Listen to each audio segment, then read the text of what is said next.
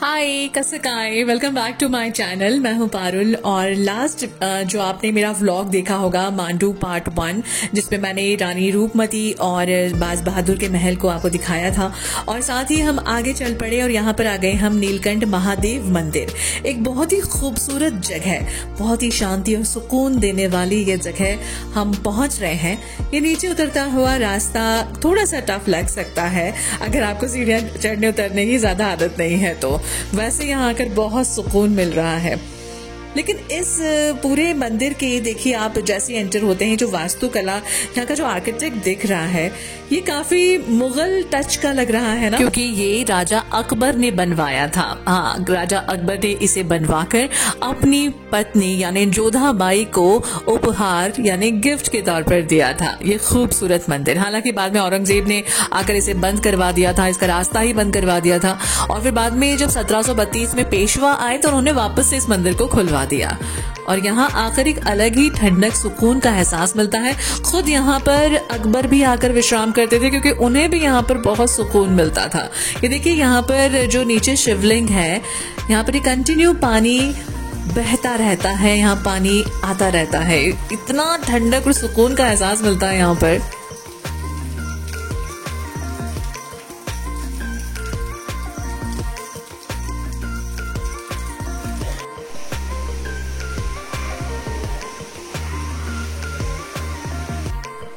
कुंड के जस्ट सामने जो गोल आकृति है ना, ये बहुत ही इंटरेस्टिंग है क्योंकि यहाँ से कुंड का पानी बहता रहता है और यहाँ पर लोग बेल पत्री डालते हैं। अगर आप एक पत्ता अपनी किसी मन्नत को मांगते हुए डालते हैं और वो बिना रुकावट के अगर बह जाता है तो कहते हैं आपकी वो मन्नत पूरी हो जाएगी।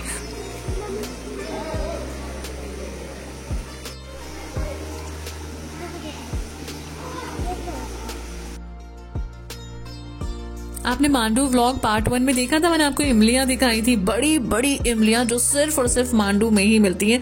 वो ये पेड़ है उसका जहां पर वो इमली उगती है।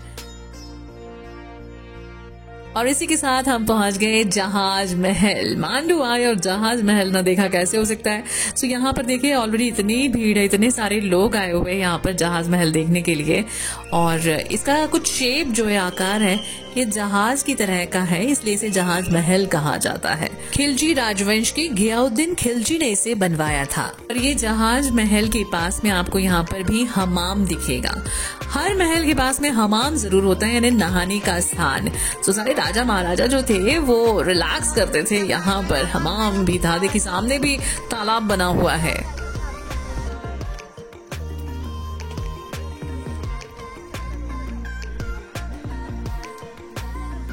जहाज महल के दोनों तरफ पानी दिखता है और इसका खुद का आकार भी जहाज जैसा है, इसलिए यूं कह सकते हैं कि शायद इसीलिए इसका नाम जहाज महल रखा गया।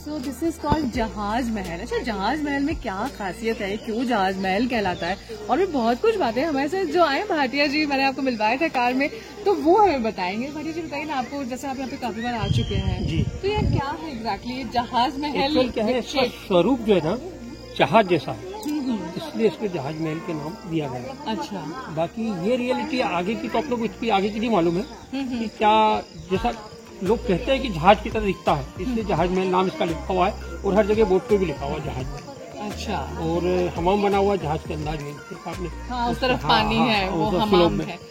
तो ऐसा कुछ है कि यहाँ भी पानी, वहाँ भी पानी, बीच में जहाज। दूसरा ये है कि पूरे मांडव में सबसे बड़ा इलाका यहीं का है। अच्छा, जहाज महल में। तो ये जहाज महल क्यों बनवाया था? मुझे ऐसा लगता है कि यहाँ सबसे ज्यादा राजा का निवास यही हुआ। अच्छा, मतलब टाइम स्पेंड सबसे ज्यादा, सबसे ज्यादा यही, क्योंकि ये जितने भी हाल है सब नर्तकी हाल के नाम से जाने जाते हैं। अच्छा अच्छा, उधर आगे भी है। नृत्य के हाल में, मतलब वहाँ पर डांस परफॉर्मेंस वगैरह होता था। मतलब बेसिकली कहा जाए तो एक अच्छा टाइम स्पेंड करने के लिए बनाया गया। ज्यादा से ज्यादा समय राजा यहीं बिता।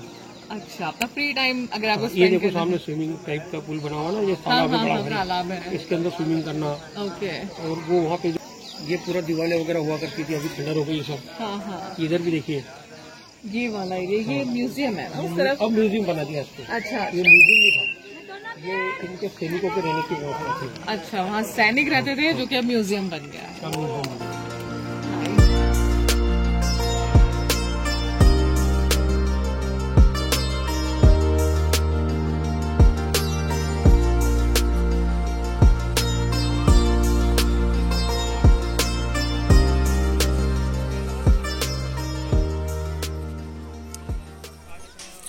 जहाज महल के बिल्कुल पास ही लगा हुआ है हिंडोला महल। हिंडोला मतलब झूला। देखिए इसकी जो दीवारें हैं ये कुछ इस तरह से झुकी हुई हैं जैसे ये पूरा जो स्ट्रक्चर है, ये जो पूरी इमारत है, ये झूला झूल रही हो। तो झूले के आकार का ये कह सकते हैं, इसकी बनावट ऐसी है, इसलिए इसे हिंडोला महल कहा जाता है।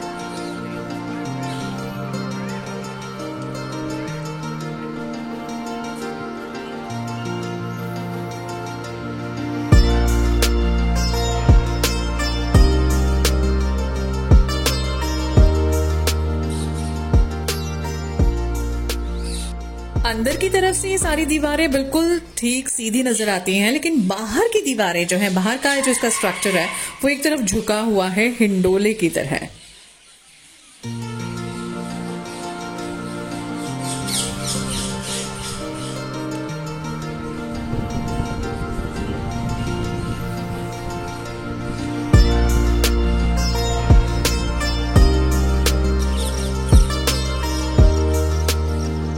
दुश्मन के आक्रमण से बचने के लिए हर महल में गुप्त दरवाजे, गुप्त स्थान जरूर हुआ करते थे। यहाँ ये पूरा जो ऊपर आप देख रहे हैं, एक समतल ढांचा है जहां पर लोग चल रहे हैं, लेकिन इसके नीचे बावड़ी बनी हुई है जहां पर एक गुप्त जगह से घुसकर एक जगह से जाकर दूसरी जगह निकला जा सकता था। ये इस तरफ वो रास्ता निकलता है, वहां से एंटर होकर यहाँ निकलते हैं। तो इस तरह से छुपने की कई सारी जगह बनाई गई थी यहाँ पर भी।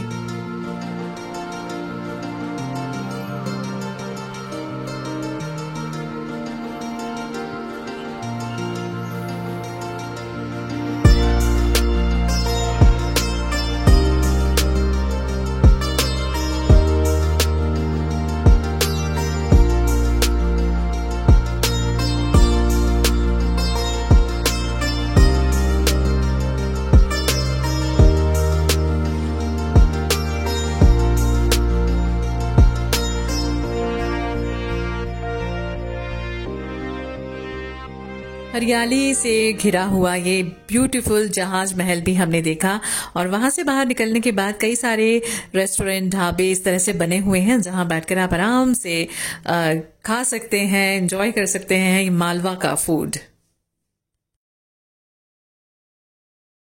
So this was all about Mandav. हाँ जी, आज मैंने आपको मांडव के बारे में इस ब्लॉग में बताया है, और बहुत सारे यहाँ पे स्पॉट्स है, कोशिश की सारे कवर करने की, क्योंकि बहुत कुछ है यहाँ घूमने के लिए, and it's an amazing place. हाँ, याद रखिएगा आपको बारिश में आना है और ठंड में आना है, गर्मी में आप बिल्कुल मत आइएगा, लेकिन ये जगह देखने के लिए बहुत ही अच्छी है।